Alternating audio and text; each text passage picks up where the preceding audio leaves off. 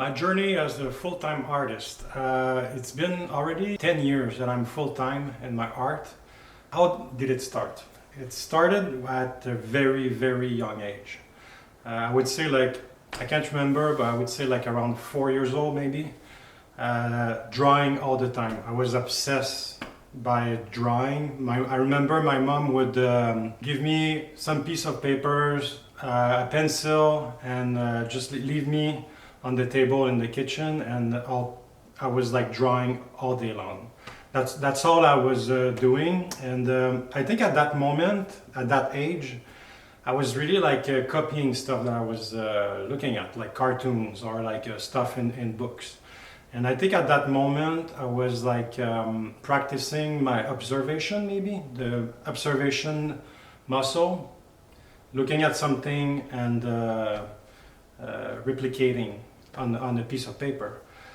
So all my youth, I would say 4 years old until 10, that was the kind of drawing I was doing at that time. Later on, around 10, I think the imagination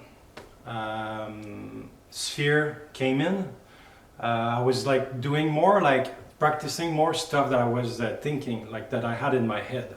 At that point, it was really the creation process, having a vision in your head and being able to make it real on a piece of paper. So at that point, it was more imaginary things creatures, robots, monsters. So it was sci-fi stuff more. I would say all my teenagers years, I was drawing that kind of things, really from my imagination. But every day, every day I was drawing.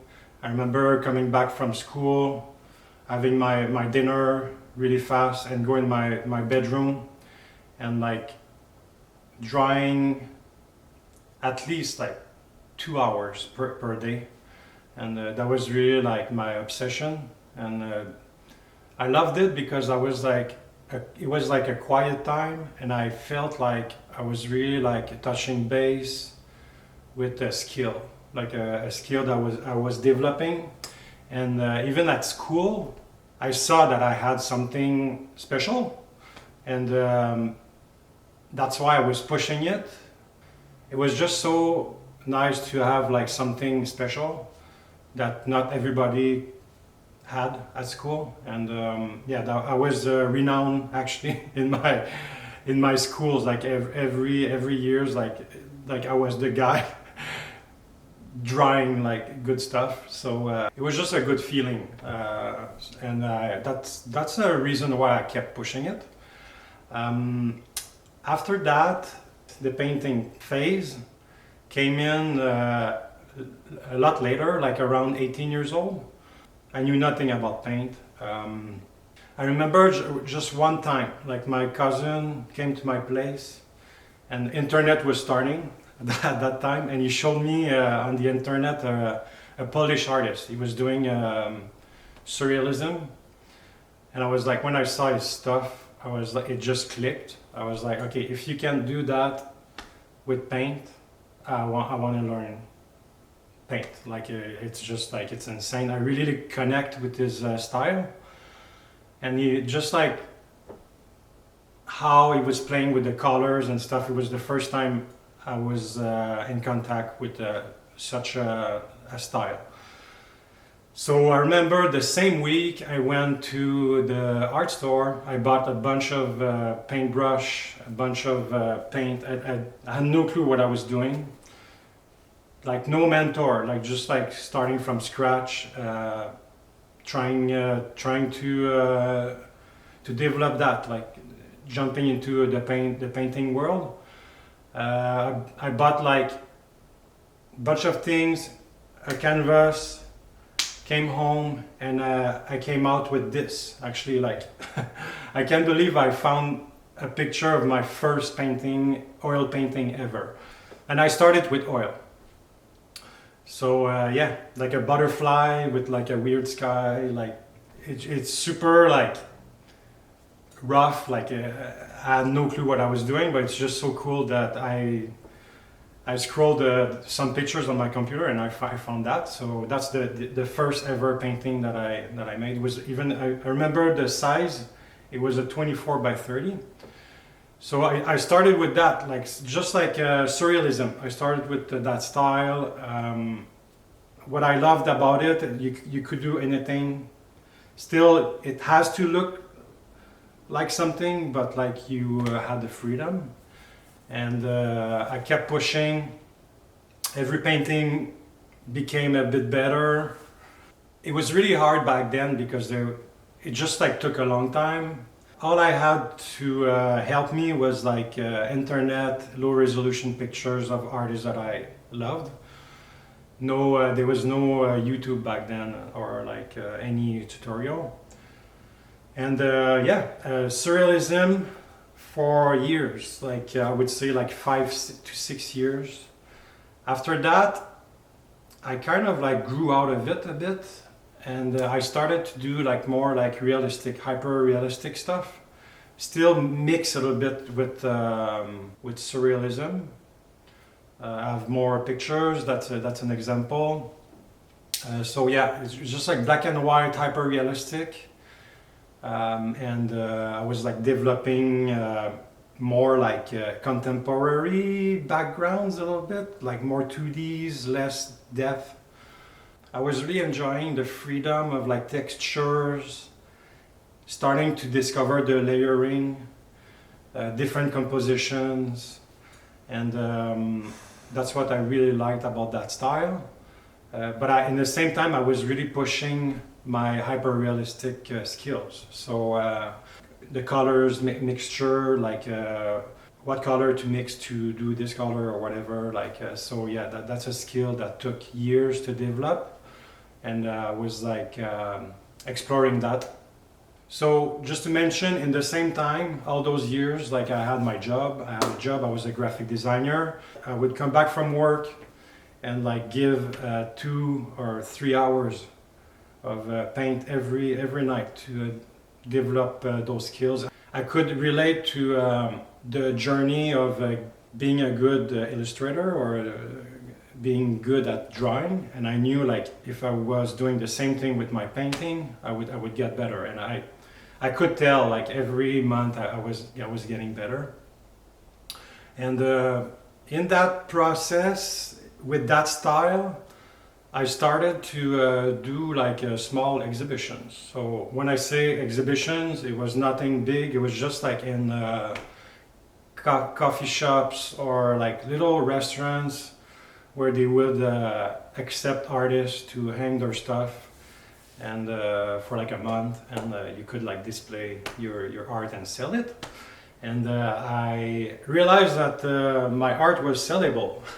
So my first ever painting, good sale, like I sold a couple small pieces before, but a really good sale was this one. It was like a young girl with a fish, and that was like really like in the thousands. I was like, okay, if I think I'm touching something, that is pretty cool. So from that, I started to apply to bigger shows. When I say bigger shows, it's like art fairs, like bigger art fairs where you need to go in through a juried show. So I remember I was applying to Artist Project. That's a good show, art fair in Toronto. And I applied many years before I could go in. I think I applied like 3 times. And 1 year they accepted me.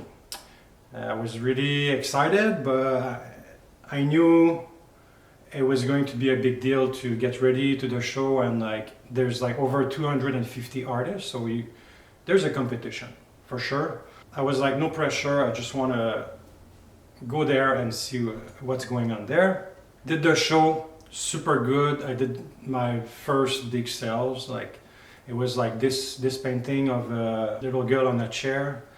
It was like such a good moment. I remember the couple that bought it. Like it's just so cool in art fairs to get in contact with people, and I was like discovering that. And I did that show 8 years in a row. I think the 5th year, the animal subject came later in my journey. I always say the subject picked me, so that's a good sign. And that's where I found I think it was my voice, and because everything became so easy, all my styles and all my compositions and everything came so natural with that style. So there was no questioning all the time. I think that's where I realized at that point that all those years I was exploring, but I didn't know. The animals, I started a big series of owls. That was my big first series. And I presented that series to Artist Project one year, and the feedback with the crowd was so good. I could really tell that the people were connecting with my art. That's why it's really important to do art shows. That's where you can see if your art can connect with people. Sometimes you realize that you have to evolve a bit more, that you're not quite there, and that's why shows are so important. That's where you test your art. So Artist Project, I would say that art fair really start me as a full-time artist, because that's where I got my client base. I did connect with galleries, but that came later. So the second years I was doing animals, I was like, okay, I made that much at that show. If I'm full-time in my art, I think it would be time maybe to quit my job. So that was the big jump. But that's 10 years ago, a bit over 10 years ago. So I did another big series of animals. I got ready for Artist Project. I saved some money on the side, a 6-month salary. And I was like, okay, if at that show I make that much, I'm quitting my job and I'm gonna give a shot. And I did reach that goal that I had in mind. So it was time to quit my job. And I did it. And I remember the first week I had no job. A gallery contacted me in Montreal, Bloom Gallery. That was my first partner, gallery partner. And I'm still with them today, 10 years later. And I started with Bloom Gallery. So that was a sign that I did a good move. And more galleries came in during later that year. And that's it. Galleries, art fairs, your own clients, and social media. I think those are the main things that you should develop. It's a good package to be able to live from your art. You need all those things together. So here I am 10 years later, talking about my journey. I hope you recognize yourself a little bit through my journey. If you're still in it, take your time, don't be impatient, do good moves, don't push it too much. You have to keep it fun, because in my opinion, if you push it too much and you're stressed out about things, it will reflect in your art. So that's why I find that the planning and make it fun will help you to have a good journey and slowly develop your art, but in a smart way, and I'm sure you will see a good result. So I hope you enjoyed that video. Don't forget to like and subscribe, and all the best in your journey.